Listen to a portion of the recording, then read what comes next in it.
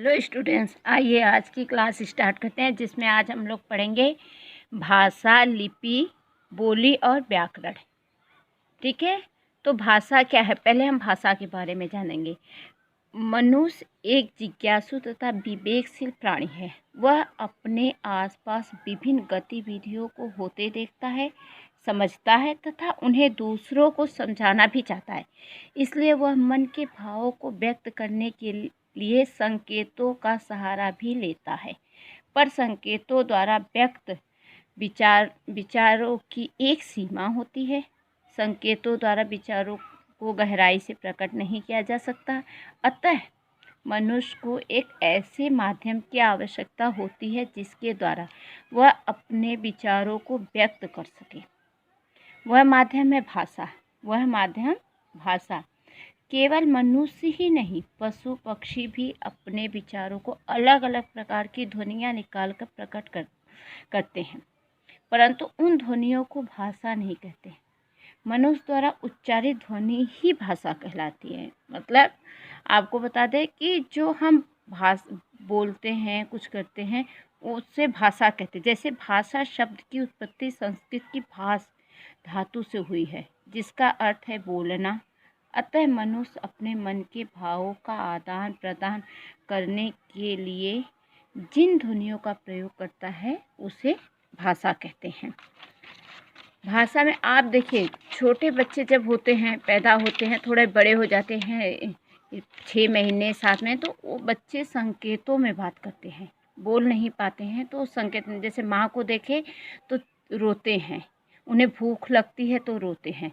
उसी प्रकार से मनुष्य कुछ जगह संकेतों का भी भाषा प्रयोग करता है, लेकिन संकेत की भाषा जो है वो हमेशा प्रयोग नहीं किया जाता। इसलिए मनुष्य को बोलचाल की भाषा होती है। भाषा वह साधन है जिसके द्वारा मनुष्य बोलकर, सुनकर, लिखकर व पढ़कर अपने भाव विचार दूसरों तक पहुंचाता है तथा दूसरों के भाव विचार ग्रहण करते हैं, उसे भाषा कहते हैं। आइए, भाषा एक ऐसी सशक्त माध्यम है जिसके द्वारा मनुष्य अपने मन में उठ रहे विचारों को बोलकर या लिखकर प्रकट करता है तथा दूसरों के विचारों को पढ़कर तथा सुनकर समझता है, उसे भाषा कहते हैं। विश्व के अलग अलग भागों में अलग अलग भाषाएं बोली जाती हैं। मतलब अलग अलग जगह पे अलग अलग भाषा बोली जाती, एक ही भाषा नहीं होती है। तो भारत में बोली जाने वाली भाषाएं क्या है? भारत में प्रमुख रूप से आर्य तथा द्रविड़ भाषा परिवार की भाषाएं बोली जाती हैं। इसके साथ ही विभिन्न राज्यों में भी हिंदी, बांग्ला, पंजाबी, तेलुगु, तमिल, मलयालम, गुजराती, मराठी आदि भाषाएं बोली जाती हैं। विश्व के अनेक देशों में बोली जाने वाली भाषाएं हैं। अनेक देशों में देखिए, फ्रेंच, स्पेनिश, अंग्रेजी, स्वाहिली, सिंहली, जर्मन, चीनी आदि भाषाएं हैं जो अलग अलग देशों में बोली जाती हैं। और हमारे देश में भाषाएं बोली जाती है, वो भाषा कौन सी है? हिंदी है। अपने देश की भाषा है हिंदी और अलग अलग देशों की है। तो आइए मैं आज आपको बताती हूँ। पहले बताएंगे भाषा क्या है। भाषा, लिपि और व्याकरण। भाषा,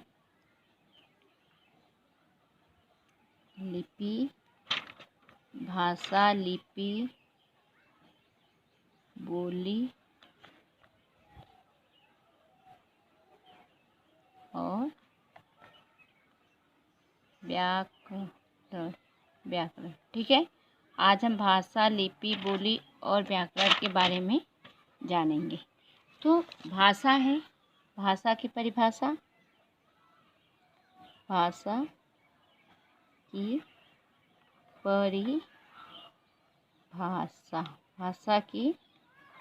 परिभाषा। अब भाषा की परिभाषा में हम आपको बता रहे हैं कि भाषा वह साधन है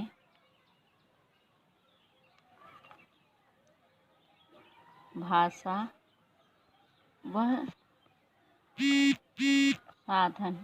वह साधन है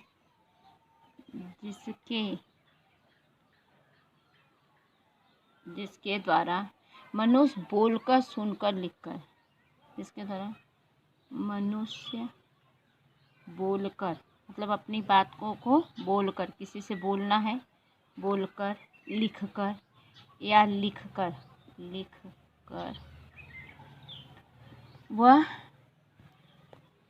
पढ़कर, जो लिखा हुआ है उसे पढ़कर अपने भाव विचार दूसरों तक पहुंचाता है, दूसरों तक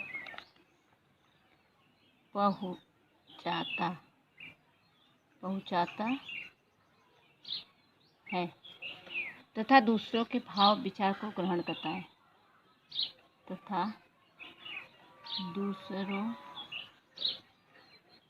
के भाव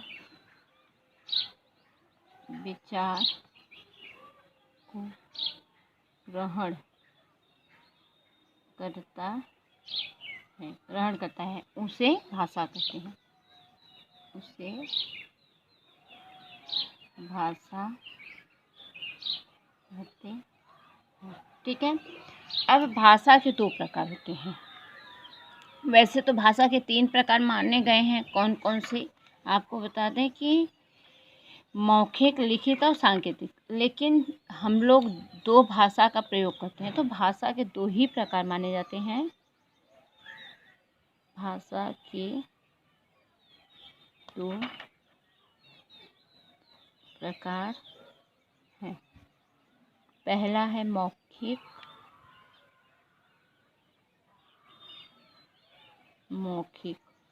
और दूसरा है लिखित।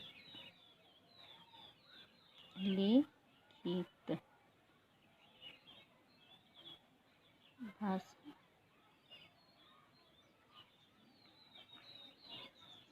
ठीक है। अब मैं आपको पहले बता दूं कि मौखिक भाषा क्या होती है। देखिए, मौखिक भाषा में आपको है, पहले है भाषा के 2 रूप हो गए आपके, मौखिक और लिखित। मौखिक भाषा जब हम बोलकर अपने विचार व्यक्त करते हैं तो उसे मौखिक भाषा कहते हैं। मौखिक भाषा का प्रयोग हम वार्तालाप करके, टेलीफोन, बातचीत, साक्षात्कार करने, पढ़ाने, समझाने, संगीत सुने तथा कमेंट्री इत्यादि के लिए करते हैं। मौखिक भाषा में ध्वनियों का प्रयोग किया जाता है। जैसे अब मौखिक भाषा में हम किसी से अपनी बात मुँह से बोली जाने वाली भाषा को मौखिक भाषा कहते हैं। जब मनुष्य किसी दूसरे व्यक्ति या व्यक्तियों के सामने बोलकर अपने विचार प्रकट करता है तो उसे मौखिक भाषा या इसे कथित भाषा भी कहते हैं। और दूसरा व्यक्ति पहले व्यक्ति की बात सुनकर समझता है, उसे ही मौखिक कहते हैं। मौखिक भाषा आपका आ गया, पहला है मौखिक भाषा। अब मौखिक भाषा क्या है? मुख से बोलकर, मुख से बोलकर अपने मन के भावों को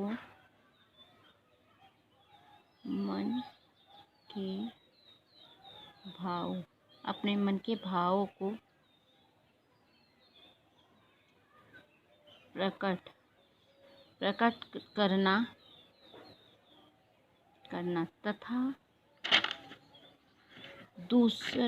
तथा सुनकर प्रकट करना तथा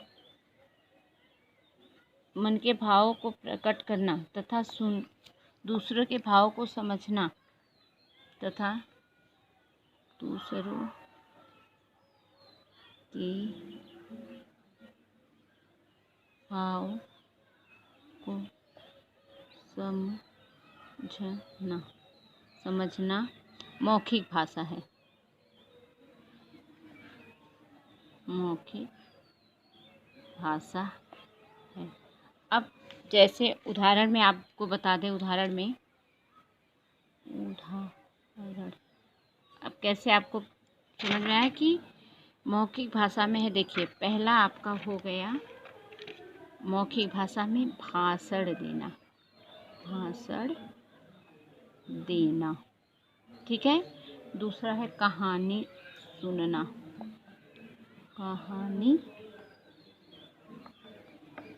सुनना, समाचार सुनना,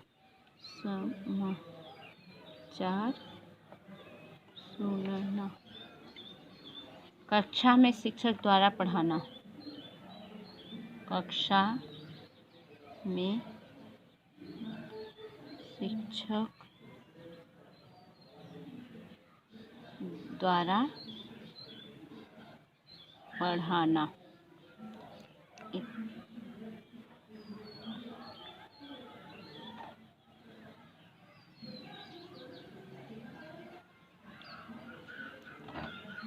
शिक्षक द्वारा इत्यादि। देखिए, आपको मौखिक है, मुख से बोलकर अपने मन के भावों को प्रकट करना तथा दूसरों के भावों को समझना मौखिक भाषा होता है। जैसे कि हम अपनी बात किसी को बोलते हैं और उसकी बात सुनते हैं, उसे मौखिक कहते हैं। अब भाषण देना, आइए लीजिए भाषण देना। जब कोई भाषण देता है तो जनता उसकी भाषण को, उसकी बातों को सुन के ग्रहण करती है और उसे पता चलता है कि ये क्या बताना चाह रहा है। कहानी सुनना, जब हम लोग को दादी नानी बच्चों को कहानी सुनाती है तो बच्चे सुन के ये लेते हैं कि नानी ने क्या सुनाया, दादी ने क्या सुनाया। समाचार सुनना, समाचार है उसे हम सुन के लेते हैं। कक्षा में शिक्षक द्वारा पढ़ाना इत्यादि, मतलब कक्षा में जब आपके शिक्षक पढ़ाते हैं आपका पाठ को तो पढ़ना, इन सब को हम क्या कहेंगे, मौखिक भाषा कहेंगे, जो कि मुंह से बोलने वाली भाषा को ही मौखिक कहते हैं। लिखित भाषा,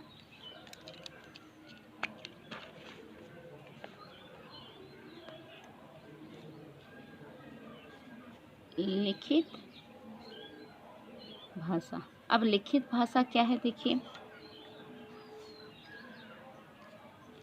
लिखित भाषा में आई आपकी, जब मनुष्य अपनी बात लिखकर प्रकट करता है तो उसे लिखित भाषा कहते हैं। इसमें सामने वाला व्यक्ति जो लिखा रहता है उसे पढ़कर समझता है। लिखकर अपने भावों को प्रकट करना तथा पढ़कर दूसरे के मन के भावों को समझना लिखित भाषा होता है। लिखकर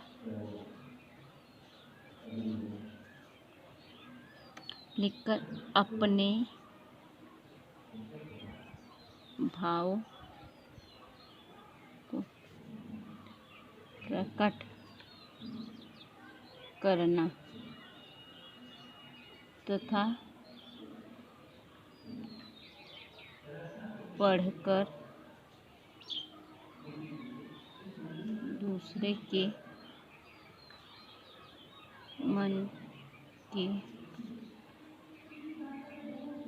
मन के भाव को समझना लिखित भाषा है।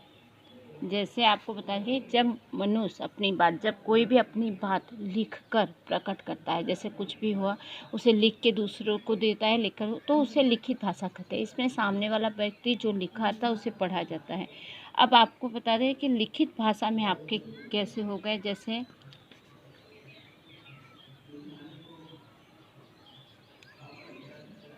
लिखित भाषा आपके क्या हैं, पुस्तक पढ़ना,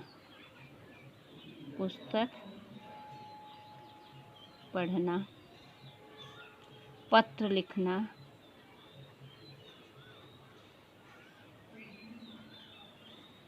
लिखना, समाचार पत्र पढ़ना,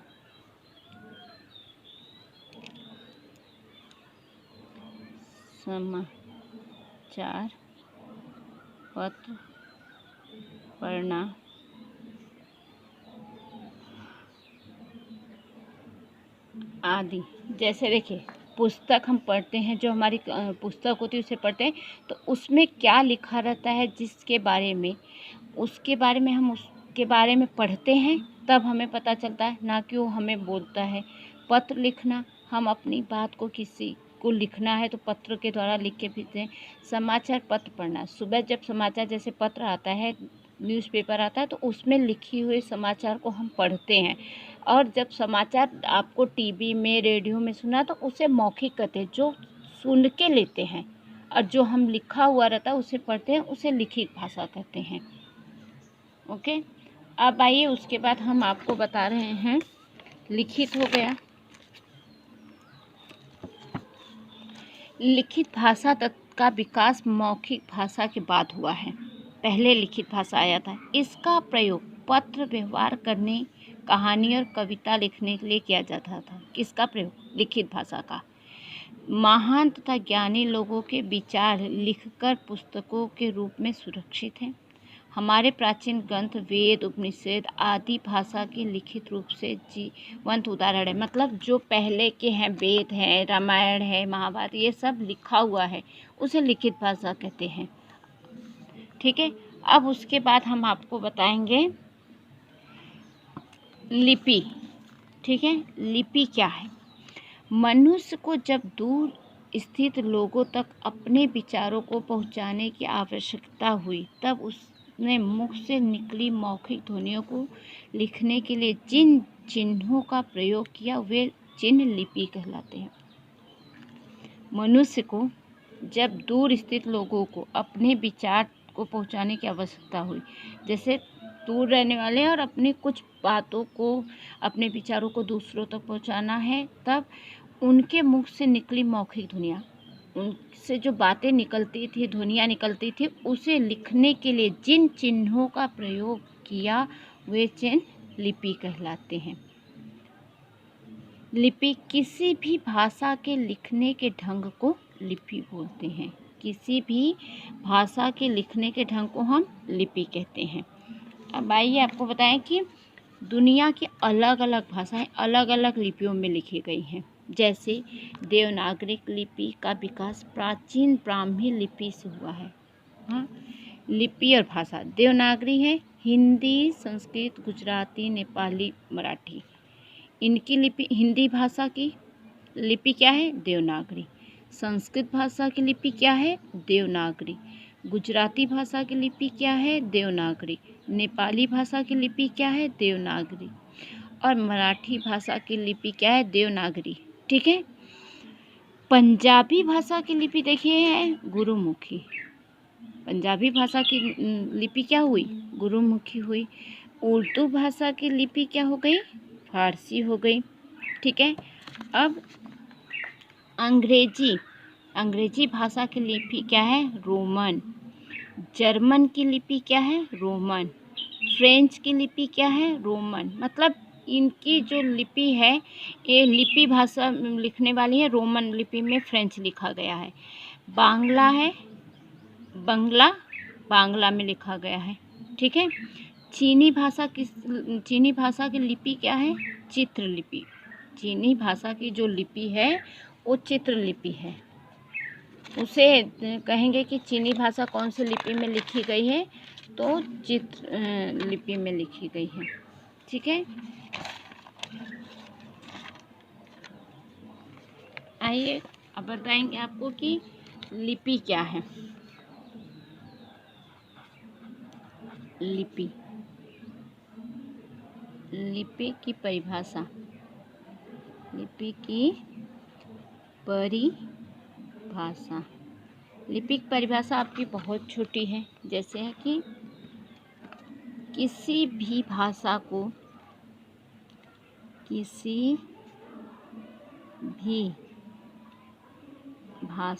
को लिखने के ढंग को लिपि कहते हैं। किसी भी भाषा के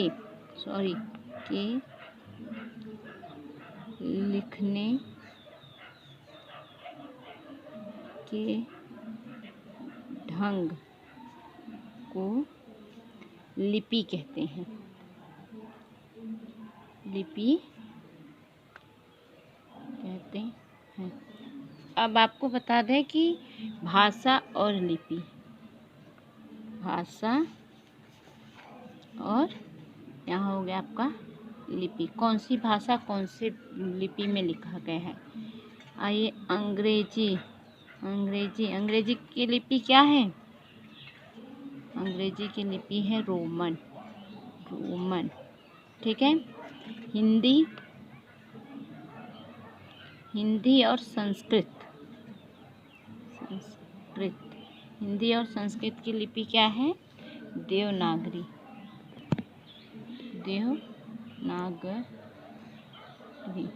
देवनागरी। फिर है उर्दू। उर्दू की लिपि आपकी क्या हो गई? फारसी। फिर पंजाबी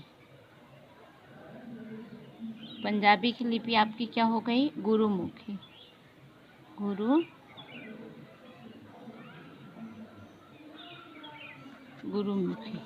फिर है आपकी बांग्ला की लिपि आपकी क्या है? बांग्ला ही है।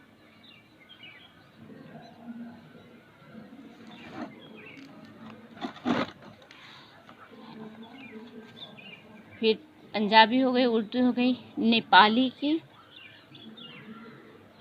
की आपकी लिपि क्या है? देवनागरी।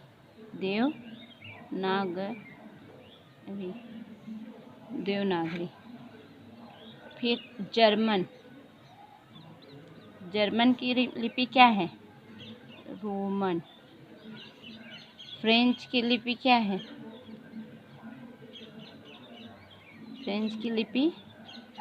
रोमन। ओके। तो आपको बता दें कि किसी भी भाषा के लिखने के ढंग को लिपि कहते हैं। किसी भी भाषा के लिखने के ढंग को लिपि कहते हैं। जैसे अंग्रेजी की लिपि क्या है? रोमन लिपि। अंग्रेजी कौन सी लिपि में लिखी गई? रोमन में लिखी गई। हिंदी और संस्कृत की देवनागरी लिपि। उर्दू की क्या है? फारसी। पंजाबी की गुरुमुखी। बांग्ला। नेपाली की लिपि देवनागरी। जर्मन की लिपि रोमन और फ्रेंच की भी लिपि रोमन। तो इस तरह से भाषा जिस लिपि में लिखी गई, भाषा के लिखने के ढंग को हम लिपि कहते हैं। तो इनकी ये लिपि है। ओके।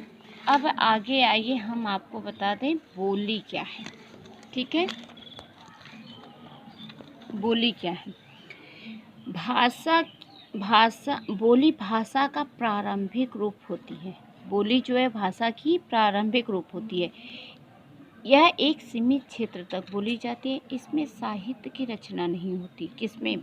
बोली में साहित्य की रचना नहीं होती है। बोली होती है। जब एक ही भाषा अलग अलग क्षेत्रों में अलग अलग ढंग से अलग अलग तरह से बोली जाती है तो उसे बोली कहते हैं। हिंदी हरियाणा, राजस्थान, पूर्वी तथा पश्चिमी आंध्र प्रदेश तथा बिहार में भी बोली जाती है। हिंदी कहाँ बोली जाती है? हिंदी हरियाणा, राजस्थान, पूर्वी तथा पश्चिमी आंध्र प्रदेश तथा बिहार में भी बोली जाती है। पर हर जगह इसका रूप थोड़ा बदल जाता है। जैसे ब्रज, अवधी, मगही, बुंदेलखंडी, पहाड़ी, हिंद, मारवाड़ी, हरियाणवी, राजस्थानी, भोजपुरी आदि हिंदी की बोलियां हैं। बोलियों में लोकगीत तथा लोक कथाएं की रचना होती है। ठीक है। अब इसकी आपको बता दें कि इसकी परिभाषा है, भाषा के क्षेत्रीय रूप को बोली कहते हैं। भाषा के क्षेत्रीय रूप को बोली कहा जाता है। किसी भी क्षेत्र के किसी भी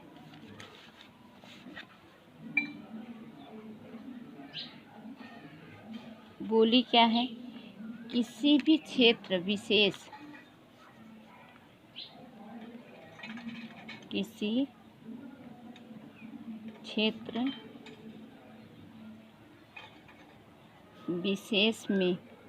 विशेष में प्रयोग किया जाने वाली भाषा को प्रयोग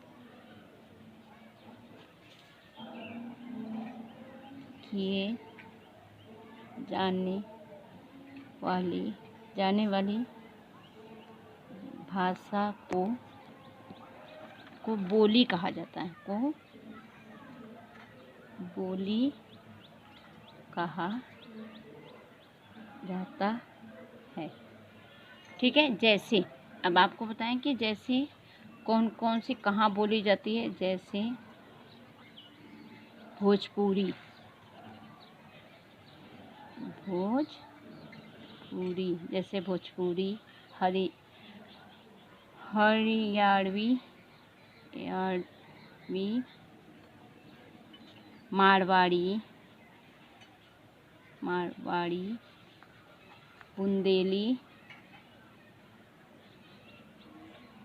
बुंदेली आदि।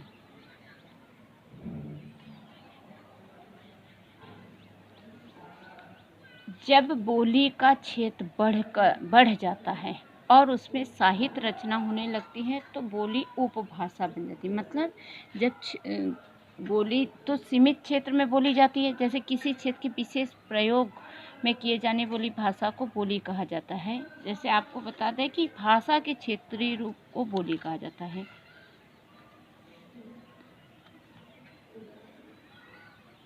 भाषा के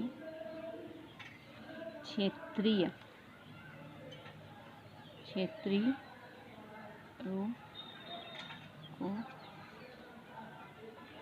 बोली कहा जाता है। ये आपका एक परिभाषा के हिसाब से भी हुआ है। ये शॉर्ट है कि भाषा के क्षेत्रीय रूप को बोली कहा जाता है।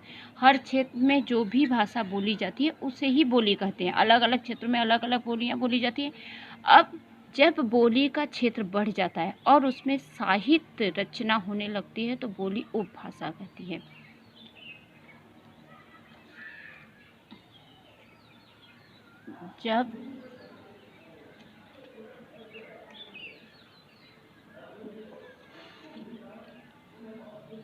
जब बोली का क्षेत्र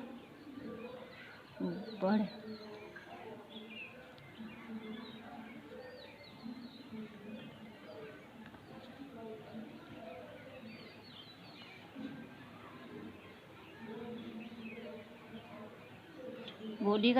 जाता है, उसमें साहित्य रचना होने लगती है।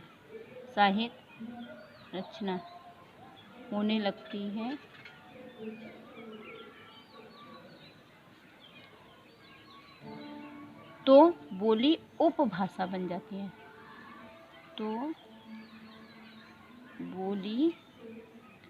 उपभाषा बन जाती है। जैसे अब ये आपकी उपभाषाएं कौन कौन सी बोली बन गई है, तो जैसे आपका उपभाषा में आ गया, ब्रज। कौन सी भाषा आई? बोली ब्रज। अवधी बोलियां उपभाषा हैं।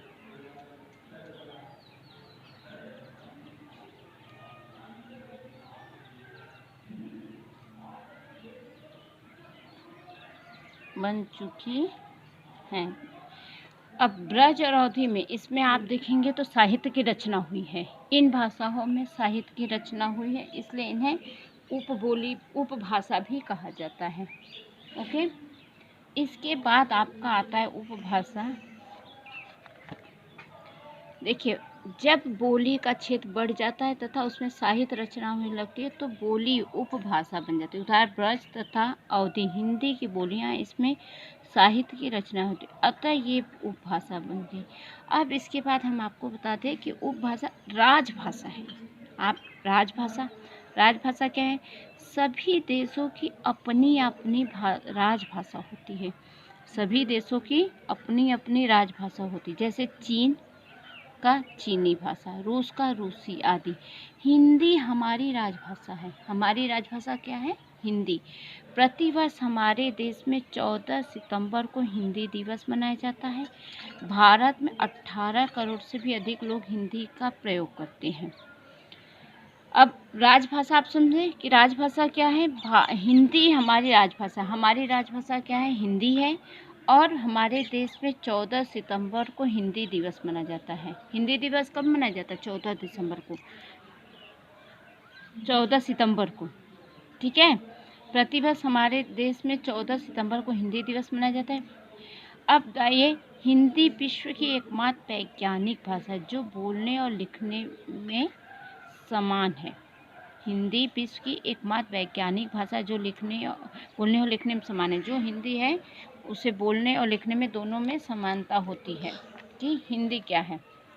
उसी तरह से मानक भाषा है, जैसे राजभाषा उसी तरह से मानक भाषा है। मानक भाषा क्या है? विद्वानों ने शिक्षाविदों द्वारा भाषा का मान्य तथा स्वीकृत रूप ही मानक भाषा कहलाता है।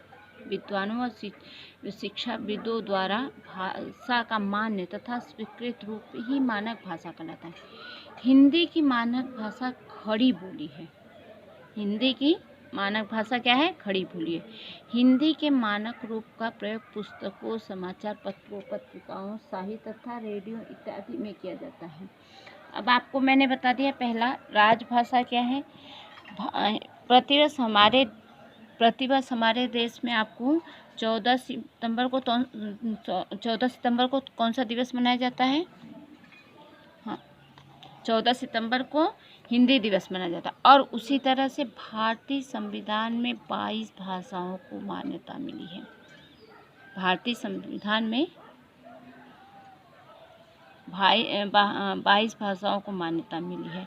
ओके, तो मैंने यहाँ आपको बता दिया क्या कि देखिए भाषा क्या है। भाषा के दो प्रकार है, मौखिक और लिखित। मौखिक और लिखित, फिर उसके बाद लिपि की भाषा। उसके बाद मैंने आपको बताया कि बोली क्या है। भाषा के क्षेत्रों को बोली कहा जाता है। ओके, अब आगे की क्लास हम कल करेंगे। इतना हो गया, ठीक है। बोली में आपको होगा जब बोली का क्षेत्र बढ़ जाता है तथा उनमें साहित्य रचना होने लगती है तो बोली उपभाषा बन जाता है। जैसे ब्रज अवधी बोलियां उपभाषा है और इसमें क्या होता है? साहित्य की रचना होती है। ठीक है, ओके।